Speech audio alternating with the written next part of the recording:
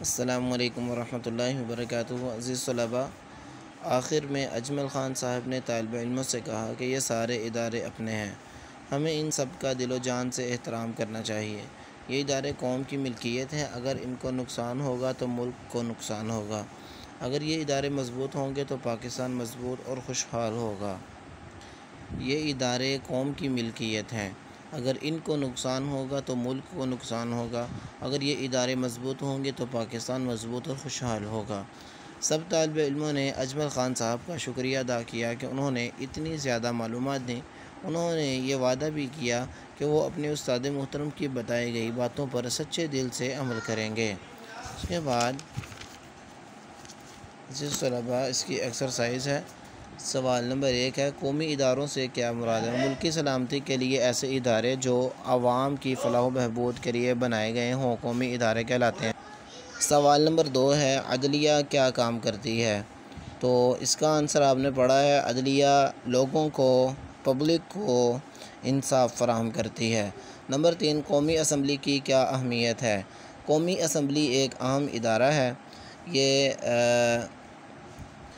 یہاں پر ملکی قوانین وضع کیے جاتے ہیں اور قومی اسمبلی میں قومی نوعیت کے تمام معاملات ڈسکس کیے جاتے ہیں۔ لوگوں کے لیے جو اہم فیصلے ان کے فائدے کے لیے ہو سکتے ہیں وہ کام کر سکتے ہیں۔ یعنی لوگوں کی خیر خواہی کے لیے جو بھی پالیسی بنائی جا سکتی ہے وہاں فیصلے ہوتے ہیں اس کے بارے میں، اور وہ پالیسی لوگوں کی خیر و بھلائی کے لیے، فلاح و بہبود کے لیے بنائی جاتی ہے۔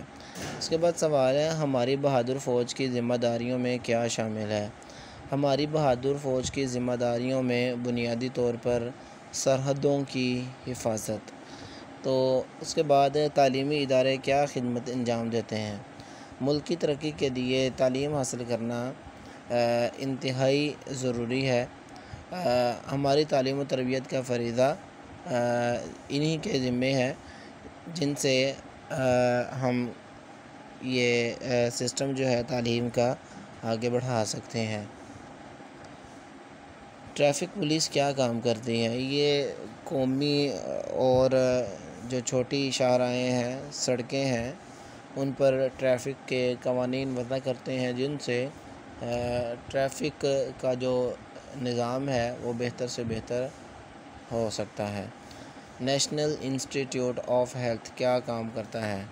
یہ ایک ایسا قومی ادارہ ہے جہاں طبی مشورے اور لیبارٹری کے طور پر بھی یہ ادارہ کام کرتا ہے، سرچ کا کام بھی کرتا ہے اور حفظان صحت کے اصول و قوانین پر دستخط کرتا ہے، اور اپنے جو ملکی اور بین الاقوامی میڈیکل کے شعبہ جات ہیں ان کے لیے سہولیات فراہم کرتا ہے۔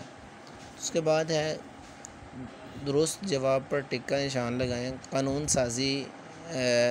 سازی کرتی ہے، کون کرتا ہے قانون سازی؟ قومی اسمبلی۔ ملک کی سب سے بڑی عدالت کو کیا کہتے ہیں؟ Supreme court.